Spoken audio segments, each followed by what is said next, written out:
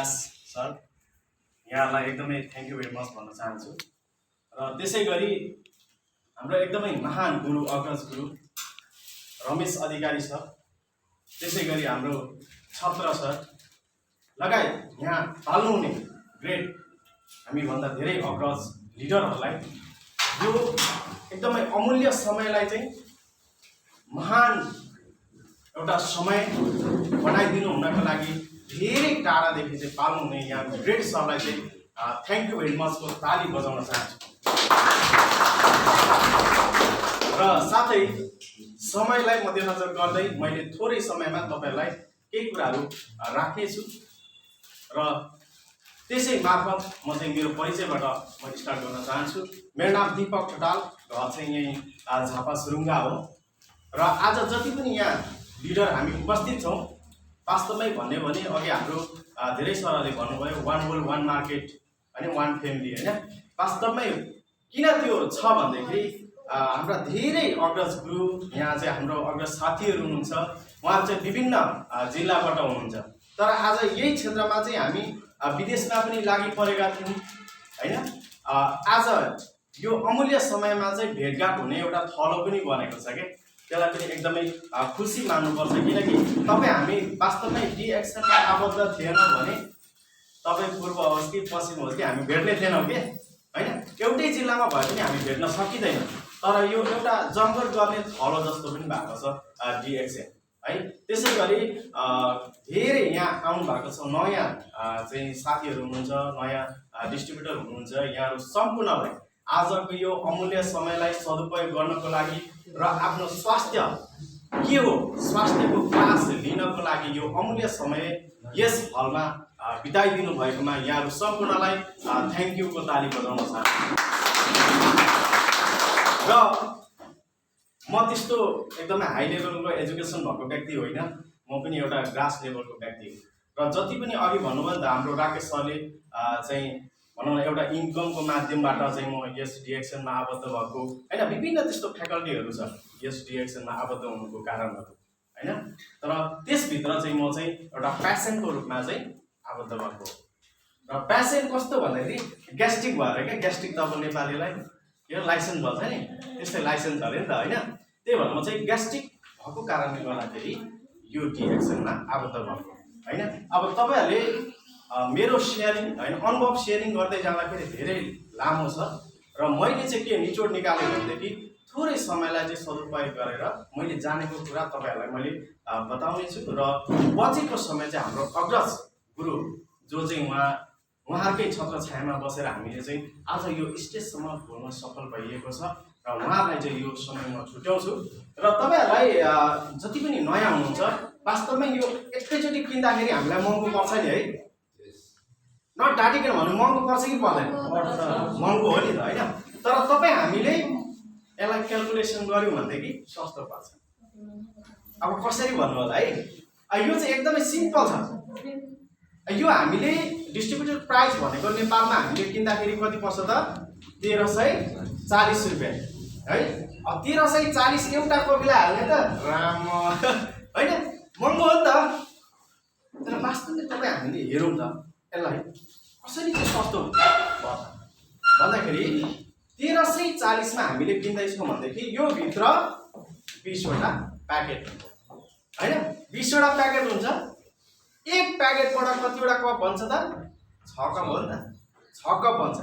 भित्रको 20 वटा च्यासेसबाट एउटा च्यासेस हामीले ओपन गरेर हामीले कफी बनायौँ भने 6 कप बन्छ, 6 जनालाई पुग्छ है।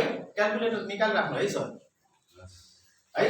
तपाईँको चाहिँ अब 6 जनालाई एउटा प्याकेट भित्रको च्यासेसले पुग्छ भनेदेखि 6 × 20 गर्नुहोस् त सर, कति कप बनेर चाहिँ एउटा प्याकेटबाट 120 हो नि त होइन। 120 प्याकेट हुन्छ है।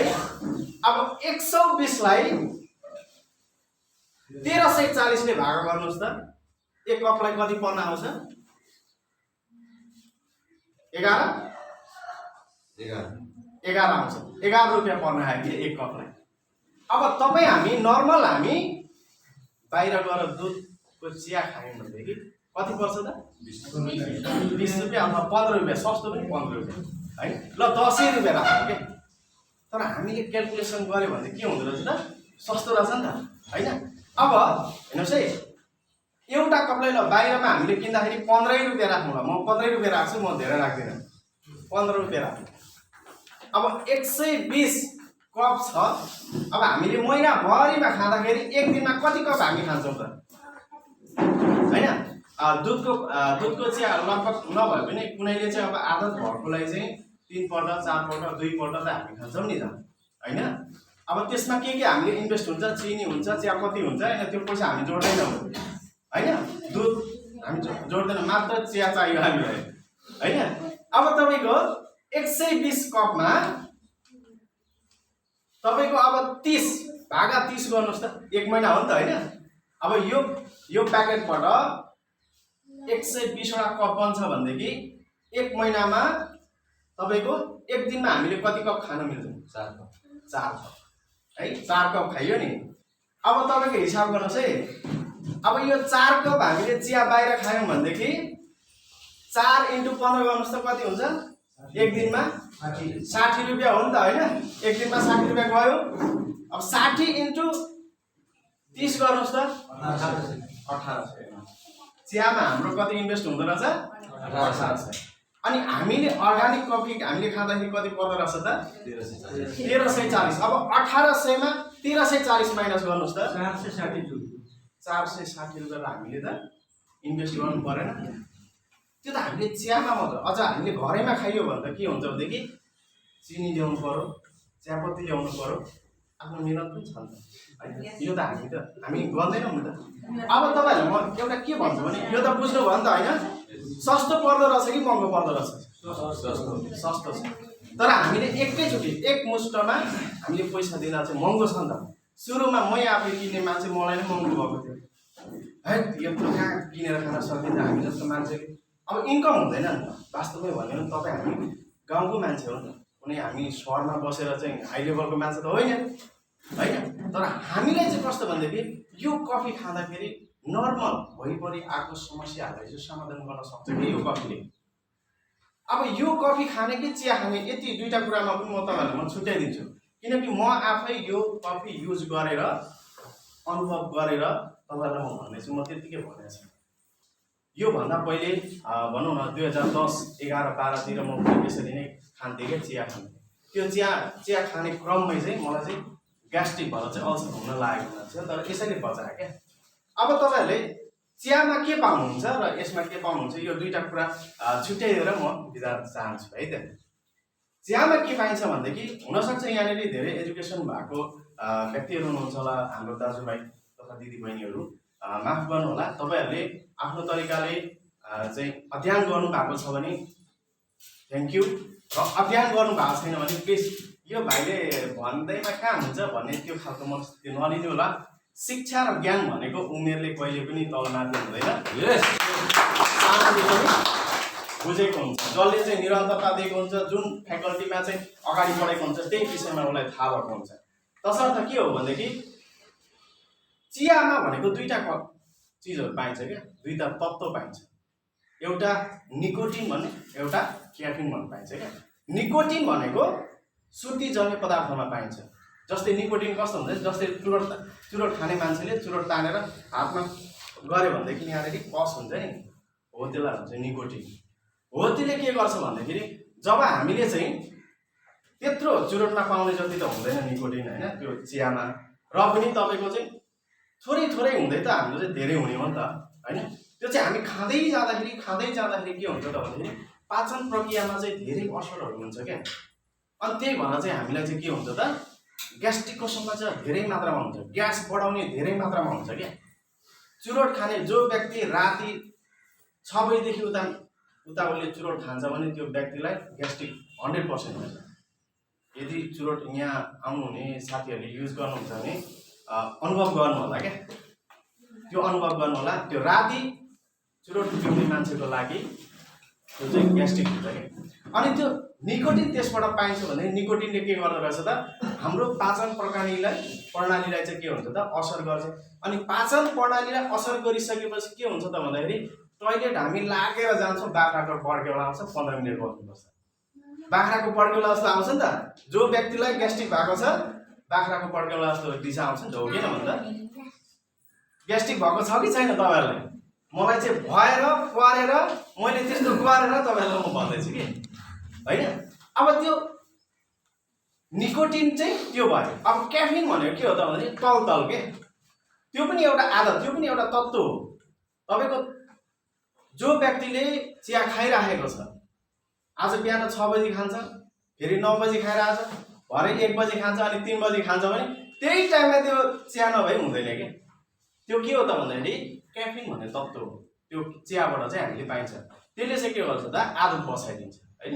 अब यो कुरा दुईटा पाइन्छ। अब यसले फाइदा कि बेफाइदा गरौँ न, खोइ त भन्नुहोस् न, बेफाइदा गरौँ नि होइन। अब यसले हुन त सबैले आफ्नै चिज चाहिँ राम्रो भन्छन् होइन, तर यो चाहिँ हामीले चाहिँ अरूले गफ गरेर जस्तो हामीले गफ गर्नु पर्दैन। जो व्यक्तिले खाएको छ त्यो व्यक्तिलाई थाहा हुन्छ, अटोमेटिक थाहा हुन्छ कि। अब यो एउटा कफी हामीले युज गर्यो भनेदेखि केमा सेभ हुन्छ? चिनीमा सेभ भयो होइन, अब तपाईँको चियापत्तीमा सेभ भयो होइन, अब तपाईँको हरेक धेरै कुराहरूमा चाहिँ सेभ हुन सक्नुहुन्छ। अब यसबाट के पाइन्छ त भन्दाखेरि जब यो हामीले बिहान खाइन्छ, यो खानुभन्दा अगाडि पानी पिउनु पर्ने, अझ बेटर पानी नै पिउनु भन्दा चाहिँ नि नो प्रब्लम। तर मैले मेरो अनुभव अनुसार चाहिँ पानी हल्का पिएर चाहिँ यो कफी तपाईँले पिउनुहोस्। तपाईँले यो कफी पिइसकेपछि के हुन्छ भनेदेखि तपाईँको चाहिँ यो पाचन प्रणालीलाई चाहिँ के गर्छ त यसले सफा गर्ने काम गर्छ। अनि त्यो सफा गर्ने क्रममा चाहिँ के हुन्छ भने हामीलाई टोइलेट भनेको क्लियर रूपमा चाहिँ लाग्छ है। त्यो टोइलेट क्लियर रूपमा राख्नु भनेको के हो त भन्दाखेरि हाम्रो पाचन प्रक्रिया चाहिँ सफा हुनु हो नि त, हो किन भन्दा।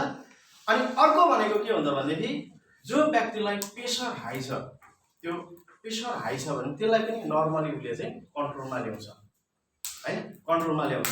अनि जो व्यक्ति ब्लड प्रेसरको अघि भनिहालेँ होइन, ब्लड प्रेसरको बिमारी जो छ उसलाई पनि कन्ट्रोलमा ल्याउँछ क्या। अनि जो व्यक्तिको चाहिँ तपाईँको माइग्रेनको समस्या छ नि, माइग्रेनको यो चाहिँ तपाईँको माइग्रेनको समस्या हुनेलाई पनि यो कन्टिन्यू हामीले युज गरायौँ भनेदेखि खायौँ भनेदेखि तपाईँ हाम्रो चाहिँ के हुन्छ त्यसलाई पनि बिस्तारो चाहिँ समाधान गर्दै जान्छ। र तपाईँले नसोच्नु होला यो फेरि आज खाएको भोलि नै ठिक हुन्छ, त्यस्तो होइन।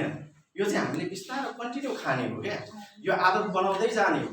अनि तपाईँ हामीलाई भइपरि आउने त्यस्ता विभिन्न समस्याहरूबाट चाहिँ यसले जोगाउँछ।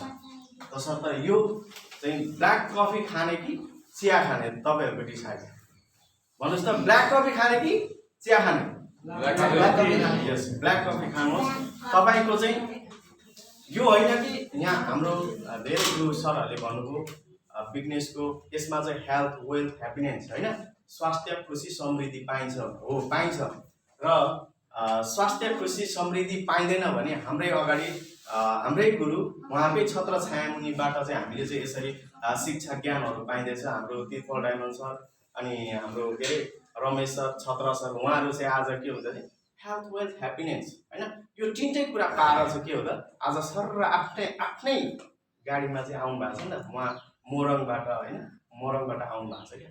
त्यसै गरी मलाई पनि तपाईँहरूले हेर्नुहुन्छ भनेदेखि हामी जति पनि यहाँ लिडर अघि पनि भने नि विदेशमा चाहिँ हामी सँगै सहकार्य गरेर हामीले चाहिँ यही क्षेत्रमा चाहिँ हामीले यसरी नै प्रोग्रामहरू गर्दै एकअर्कामा चाहिँ सेयर गर्दै हामी चाहिँ अगाडि बढेको मान्छे हो।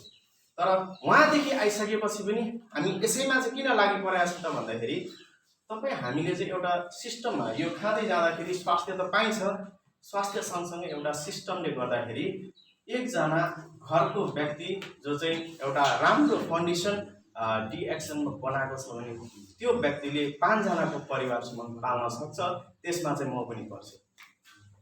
तसर्थ यो कफी पिउनुहोस्, आफ्नो स्वास्थ्यलाई मजबुत बनाउनुहोस्, अथवा तपाईँ स्वास्थ्य सँगसँगै अरू काम सँगसँगै पार्ट टाइमको रूपमा गरेर यो डिएक्सनलाई चाहिँ बिल्डअप गरेर यसबाट पैसा पनि दिन्छु भन्नुहुन्छ भने त्यो पनि तपाईँले गर्न सक्नुहुन्छ। त्यही भन्दै तपाईँको चोइस हो, तपाईँ बिजनेस गर्नुहुन्छ कि आफ्नो स्वास्थ्यलाई चाहिँ तपाईँले सम्हाल्नुहुन्छ। यो प्रोडक्ट लिएर तपाईँको विचार हो। र आजको यो प्रोग्राममा चाहिँ तपाईँले धैर्यताका साथ बसिदिनु भयो।